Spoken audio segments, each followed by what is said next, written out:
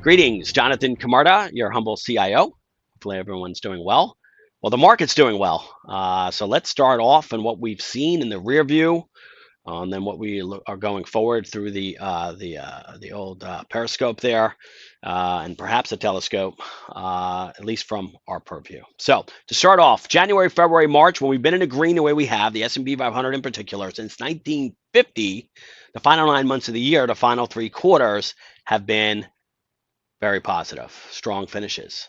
So for those that are worried about the run that we've had. Now, there was one exception. I'm not going to play the Jeopardy music and ask you to answer in the form of a question on what year that was. That was the exception. It was 1987, right? That was Black Monday. So that was definitely a black swan event. Other than that, all in the green going back quite a few years. Now, April's have been, again, the lion's share have been in the green, not every one. And of course, this month we've seen the market, right, stumble out of the gate. However, we saw that in January as well, very early. A lot of time to brush itself off, so to speak.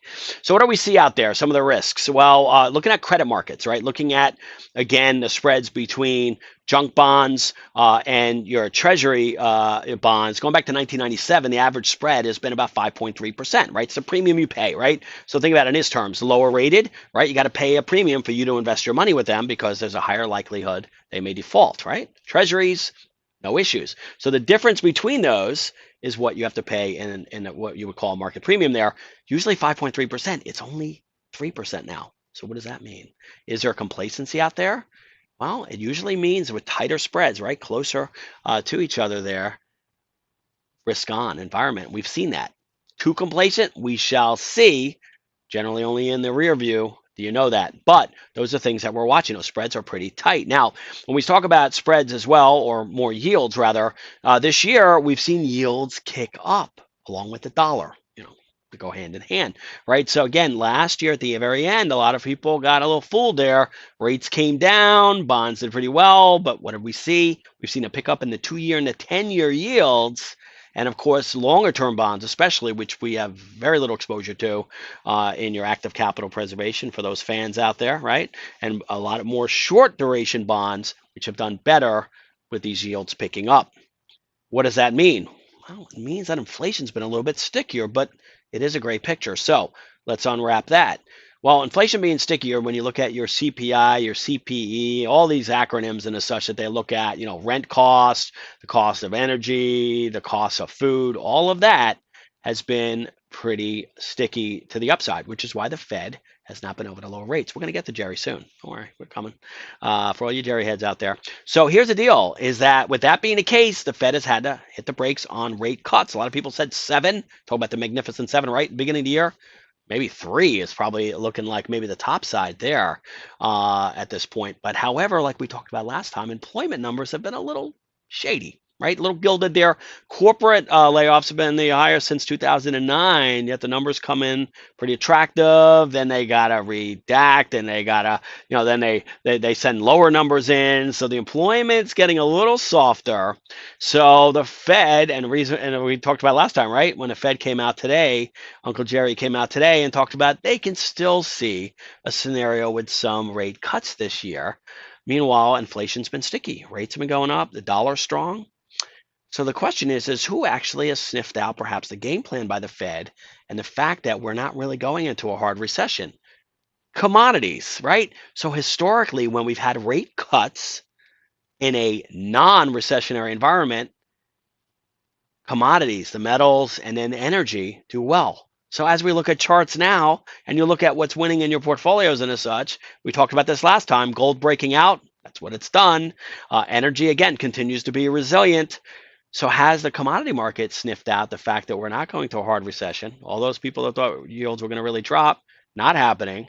The Fed is going to cut, hasn't done it yet, but the commodity markets are already, well, if you ever watch baseball, like a runner getting a head start on the pitcher and a break, we shall see. But the commodity markets look like that they already have a sniff of what the Fed is going to do and the backdrop. Now, what does that mean as far as the equity markets and what we've seen? Well, certainly for the first part of the year, your energies, your consumer communications, and financials, along with industrials and the such there, have been the most attractive sectors. Over the rolling last 12 months, pretty much the same characters: communications, financials. Energy was a little lower over the rolling 12 months versus year to date. Technology was a lot stronger, but it's faded a little bit, right? As we look from the beginning of the year and you look at some of the individual stocks, which we won't name here, but then you can kind of see how those puzzle pieces fit. So what does this all mean? Well, as we look at it, utilities, which is the bearer of risk off when those do well, when we start to look at over the last rolling year and year to date, has been a laggard, but over the last month has picked up. Does that mean again that there may be a little bit of a risk off environment heading into late spring? Seasonally, that's what happens the strongest part of the year, right? From November right through May. We're on the back half of that. We shall see. But again, as we start to look at where markets are, it would not be surprising to see, right? Not a major downturn after the run we've had, but maybe a 5 to 7% pullback. How do you adjust on that? Depends on the strategy, obviously the tax nature of the accounts, and you have to be very tight with your proverbial pitches there on the plate, as the market is a big league hitter. This is not double A. So again, most folks cannot hit that hairpin turn like an F1 Formula driver. And so again, we have to look at that. And of course, your risk tolerances certainly should be taken into account on how you're actually deployed. Now, I will say this, as far as markets, when we have right now, post the downturn we had in 2022, 80% of the stocks in the S&P 500 are above their 200-day moving averages. And when that happens, very little chance of having a huge correction, as all these perma bears on TV, you know who they are. Won't name names. All right, won't name names. Generally unlikely. However, maybe a mid-single digit correction would be a high probability at this point from that standpoint. I will finish with this saying, again, depending on your tax situation or your risk tolerance, talk to your personal wealth advisors on adjusting if need be. Again, we try to stay the course and look at the long term, the long term as chunks of time contribute to your long-term return.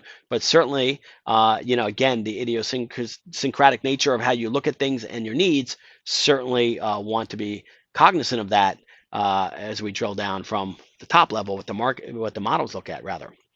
As I talk to my clients, and as you know, I'll leave you voicemails and such, and touch and base again if anything's changed or we need to be aware of. So with that house cleaning note aside, as we look forward, still pretty constructive on where we see markets. Very interesting to see where the Fed looks to pinpoint these cuts. Is it coming in June, sooner, May, summer? We're in an election year, folks. Oh, yeah, there's also that. So, again, they don't like to be political. So it's almost like the red zone in football. They got us kind of work within a certain yard markers there. So very, very intriguing as we move through 2024. With that being said, stay frosty. Hello, everyone. Lou here for a quick word on an important topic that often gets ignored: estate planning. After all, who likes to plan for what happens after they die?